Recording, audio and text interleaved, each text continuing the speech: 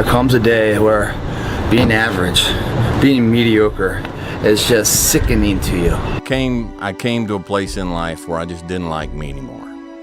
I looked in the mirror and I'm like, I will not spend the next 50 years with this guy like I have the last 50. I don't like me. Nobody around likes me. I can't. But you first have to figure out you, because a lot of people die with a lot of untapped potential because they're trying to be somebody that they're not. Living the life that you don't want, not wearing what you want to wear, not dating who you want to date, not living where you want to live. Like you're living at home and you want to move and your parents say no and you don't make the move, and the idea of just living an okay life just sounds so terrifying to me that the freedom to fail over and over again is still more fulfilling to me. At least it feels like it's real than walking through kind of on autopilot. Your dreams are up to you. I encourage you to always be curious, always seek out things you love, and always work hard once you find them. I'm very good at disappointing myself. Like I have no problem disappointing myself, right? Like I'll wake up in the morning 2 hours before my alarm and I'll say to myself, you should work out. And 2 hours will go by and I won't work out. Do I have any guilt? None. I'm just like, oh, you're an idiot, Simon, right? Now, if I'm meeting someone at the gym at 7:30 because we're gonna work out, I'll be there. I won't let somebody down. So many lives would transform overnight if they realized my life sucks, I have nothing going for me, really means I have nothing to lose, and that makes you a very dangerous person. You're a fucking lazy bitch. That's part of your personality. Part of the reason why you're not successful at 40 years of age has to be you.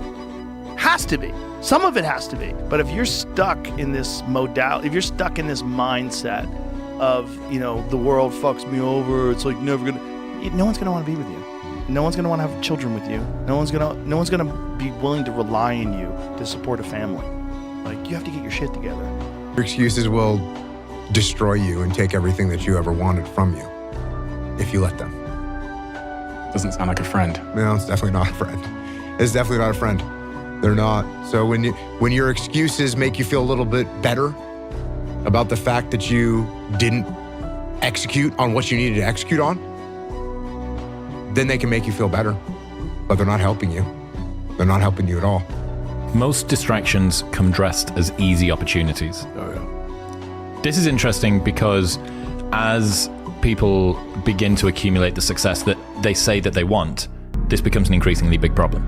I didn't want to keep forgiving myself on Sunday and then repeat and do the same shit again Monday, Tuesday, Friday, and then go, oh, now I can be forgiven. I was like, no, man. Forgive me, Father. I know what I'm doing, and I'm keep doing it. Cut the shit, McConaughey. Quit giving yourself that out, that parachute, even though you may have it. Even though word says grace of God will forgive you. Yep. I needed to strong arm myself, put my damn hands on the wheel, look in the mirror and go, it's on you. Because it is. If people really care about changing minds, they need to realize, and assuming that they think that they're correct, they need to realize that like intellectual chasm from where they are and where other people are. And you go, okay, I'm going to take you one step at a time. I prefer negative visualization, which is what if I keep doing what I'm currently doing for the next 10 years? What will my life look like then? That usually takes my current pain and then just magnifies it. And then that allows me to get my action threshold high enough that it goes over the edge so that I can take that first move.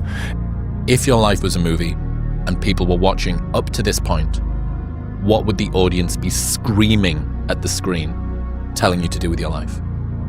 What would they be just, it's fucking obvious. Leave the job. Leave the get like it's your brother. It's the fucking killer's hiding in the cupboard. Whatever it might be. What would the audience watching the movie of your life be screaming at the screen, telling you to do? I already know the answer of what I should be doing. I'm just scared of making the commitment. Your biggest enemy is you. My whole book is about you battling yourself. People don't understand it's you against you. The only person that gets in your way is you. Nobody else.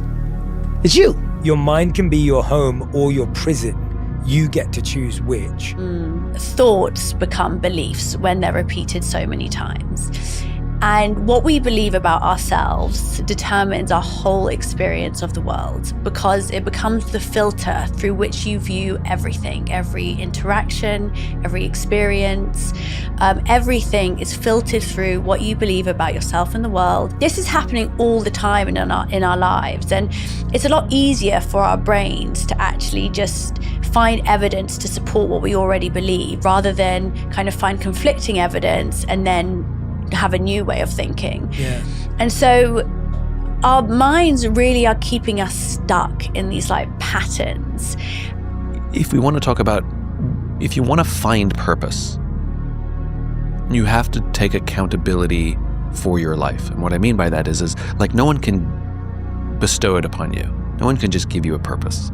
It is within you and it is there to be discovered, right? But at the same time, everything that happens to us in our lives, we have to say, okay, how did I contribute to this? How am I responding to this? How can I make this bad situation better? What did I do to make the situation happen? And if it was just bad luck, then at some point we take accountability for the life that we're living in the present.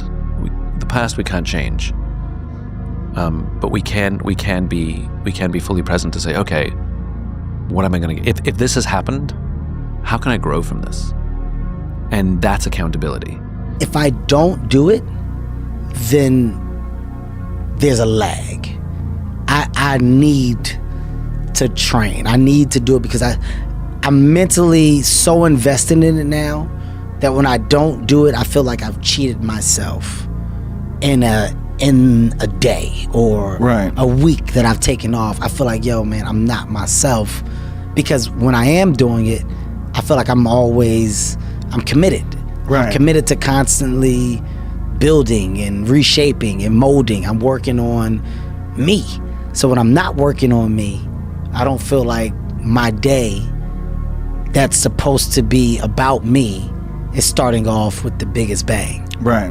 This is my advantage to starting off. If you don't lie awake at night thinking about it, you don't want it badly enough. So I think a lot of change is more about desire and understanding than it is about forcing yourself or trying to domesticate yourself. It's efficiency again. It's really just being aware of what it is that you actually want at this point in time. Hating on yourself for not doing the thing isn't doing the thing. Hating on other people who have done the thing isn't doing the thing. Hating on the obstacles in the way of you doing the thing isn't doing the thing. Fantasizing about all of the adoration you'll receive once you do the thing isn't doing the thing. Yeah, what do you want to do with your life? I guess that's my question. What do you want to do with your life? Because you got one life. It's going by quickly, and this is something that you need to get on it. You need to be in here every day. You're almost out of time. You're 22. You're late. You need to make things happen, as we already discussed. They're not just going to happen for you. You're not going to become a good fighter unless you make it happen. And you're not going to do anything in life unless you make it happen. I would take about 15 minutes and figure out what the hell you want to do with your life, and I would start getting after it. So that's my advice. Take 15 minutes, figure out something that you're into, and go crush that thing. And I said, you know what? I'm going to do it. I'm doing it. I'm taking the jump. I'm not spending the rest of my life working in a factory and sitting here and doing this. I'm going to go chase the dream that I've had since I was a child. If you become aware of the discomfort, you can counteract it. But if you're not aware of it, it's an object you just can't hit. So that changed my life, that question. What is the psychological discomfort I'm avoiding right now? Life is so difficult and challenging that unless you give it everything you have, the chances are very high that it will embitter you, and then you'll be a force for darkness and not good.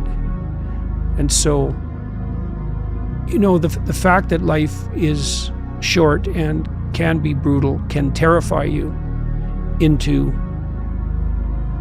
hiding and avoiding, but it can also, you can flip that on its head and understand that since you're all in anyways, you might as well take the risks that are adventurous.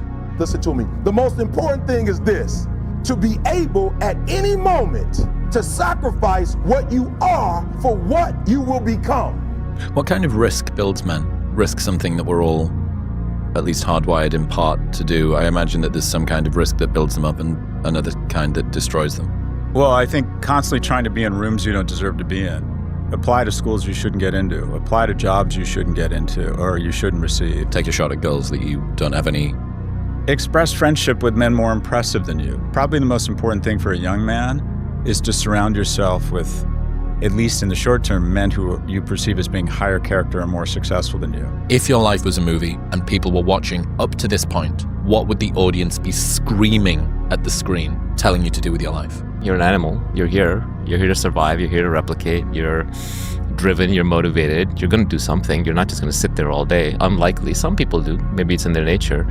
But I think most people still want to act. They want to live in the arena. You have that potential. It's just you're not putting the effort into it. You are lazy. You want to fit into the group. You want to conform because it's easy. But your oddness, what makes you weird, what makes you different, this is who you are.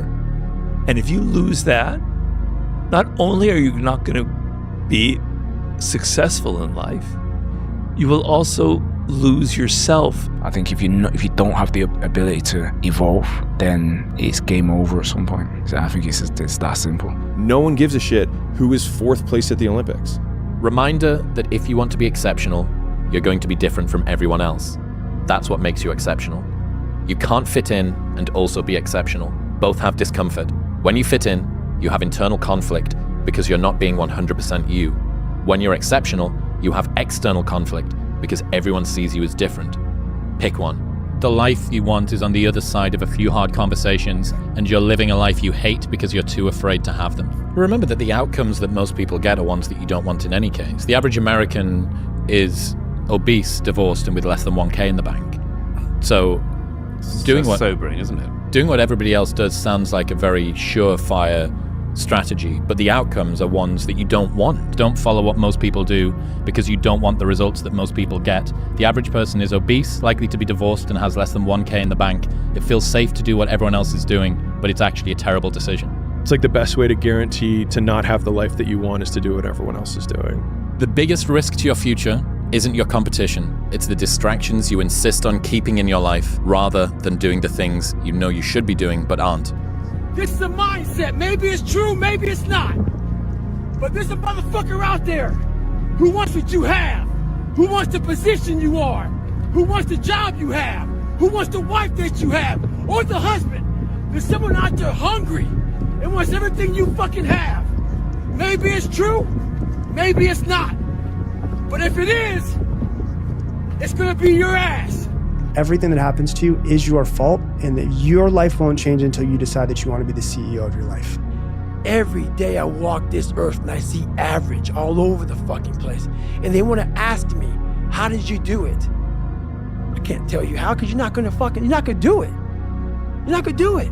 You're gonna continue being out, because every day you wake up, like he says, not like get the coffee, make the pancakes, kiss the girl, kiss the kids. You wake up, right to work. Immediately your mind is in action. No one wants to do that. No one. People think we're motivated by pleasure. And when I sat with Nir Eyal, who wrote the book on distraction and procrastination and why people do it, one of the really key messages I took away was that we're actually motivated by the avoidance of discomfort. So this guy just passed me. He said, Goggins, just be average today. Some of you just don't understand. Some of you been average for so damn long, you don't know what it is to do hard work. Am I good enough? Am I being enough? Am I doing enough to win the Olympia right now? It's all just compared to being Mr. Olympia, to that level of success. And, people talk about what you sacrifice to be great at things, and they're normally like, you don't get to go hang out with your friends. You don't get to go party, go eat, go do these things. But I think for me, the biggest sacrifice has just been my mental peace. So. I'm alone and look at me. There's nobody around me. Nobody likes me, man. It is what it is. Sometimes in life, people are not going to be around you to motivate you. They're not going to be around you to push you, to celebrate you, to applaud you. You got to do it on your own.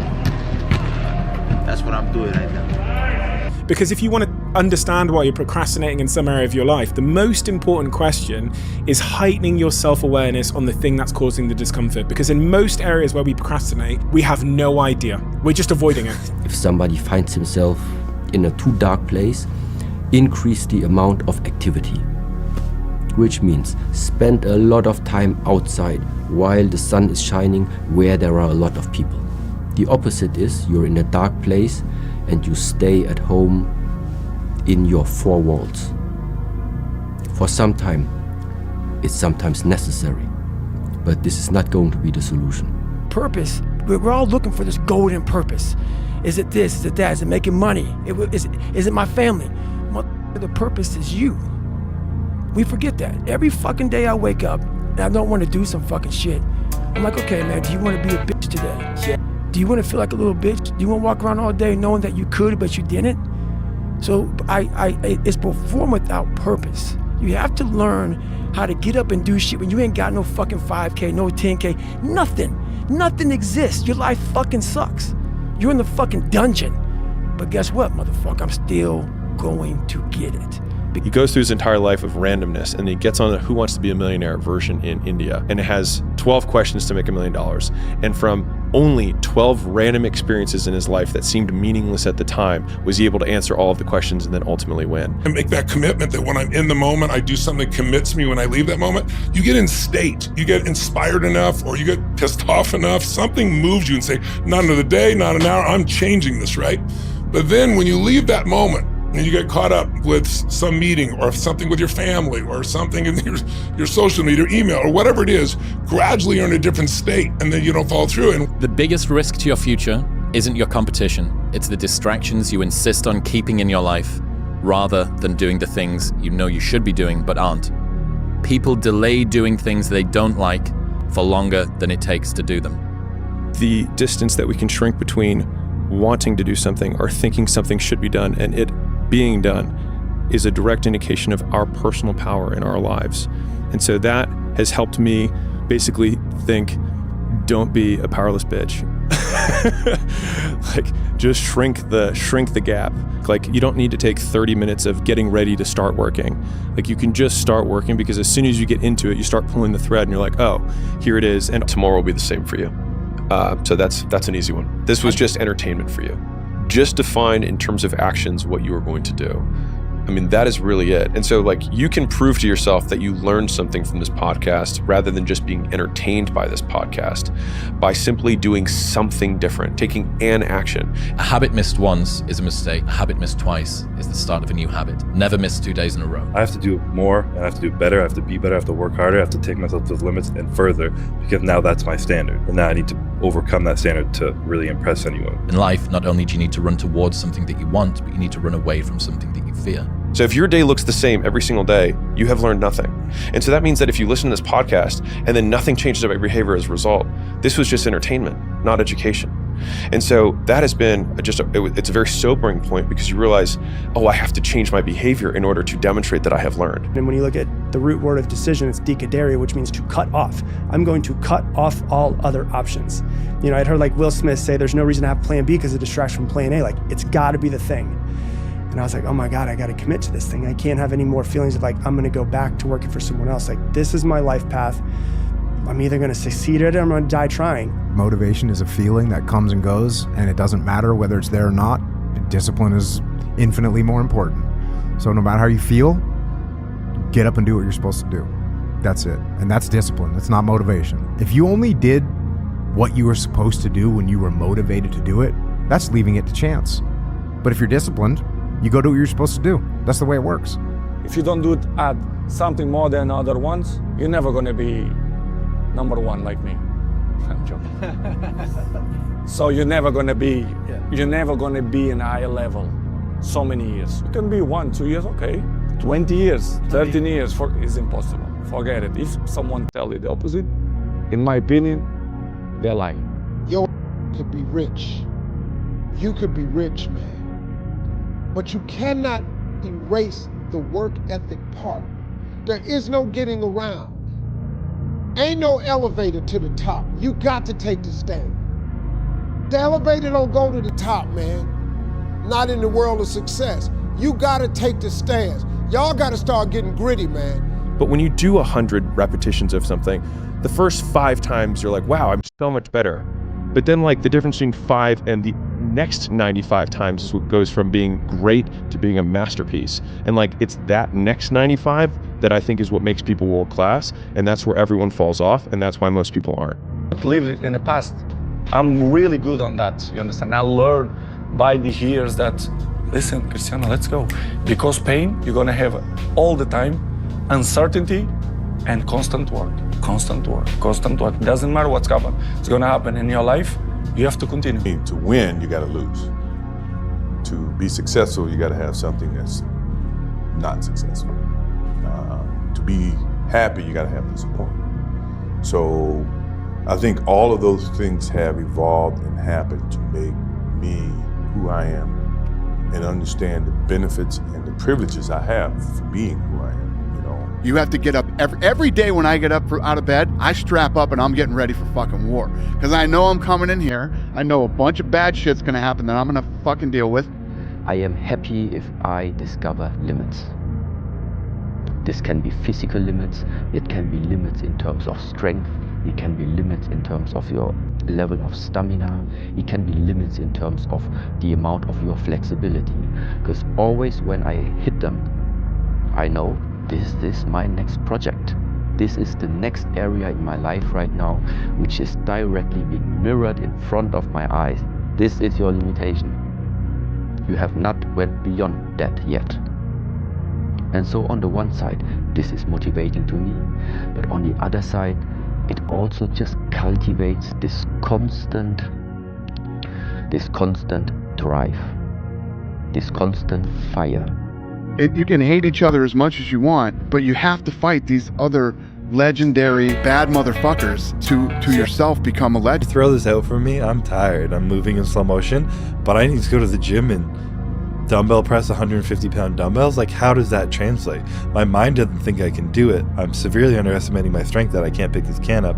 But when I get to the gym, I need to overpower my mind and just do it. I need to understand that I still have the muscle, I still have the strength. I'm just being a lazy little bitch right now, and I need to pick up that weight and do it and overpower it. And sometimes all you're doing is building a bigger, stronger quitter. Your mind hasn't gotten any stronger because you haven't gone back in there and dealt with shit. So the second adversity comes, like, my God, I'm so fucking fit. What's wrong? Your mind is still soft. So I work on the mind. And you start talking to yourself saying, man, my knee is really sore right now. Maybe I'm doing too much. Maybe I need to back off, you know. Man, my lungs are burning. And maybe I can just slow down here. I'll do like an extra 2 sets tomorrow.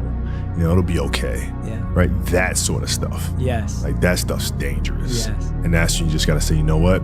I'm not negotiating with myself. The people I'm now going to make you feel like you're common. So I use their sadness, their weakness, their parts of their life where, God, this sucks. I'm like all poopy pants and messed up. I use that for my strength. If I'm running on a treadmill and I get to mile 9 and I get complete cramp in one of my legs, and I know I've told myself I'm going to run 10 kilometers today, he goes, I will have to limp the last mile, even if no one's watching, because I can't let the demons in. And if I let the demons in, they'll show up in the 11th round of a championship fight when there's 50,000 people watching me in the audience, and I know deep in my self-story that I'm the type of person that quits when things get hard because I got off that treadmill at mile 9 when no one was watching. The hardest obstacle was myself. I started realizing more and more and more that all these people were gone. What was haunting me was me. I will run. You would not be outworked. I will not be outworked, right? Period. You know, you might have more talent than me. You might be smarter than me, you might be sexier than me, you might be all of those things. You got it on me in 9 categories. But if we get on the treadmill together, right, there's 2 things. You're getting off first, or I'm gonna die. It's really that simple. This person was not built. This person was not made by God. This person was built. I made this person. I made this person by diving into the insecurities that life gave me. If you're in a fight, you have to attack. You have to keep attacking.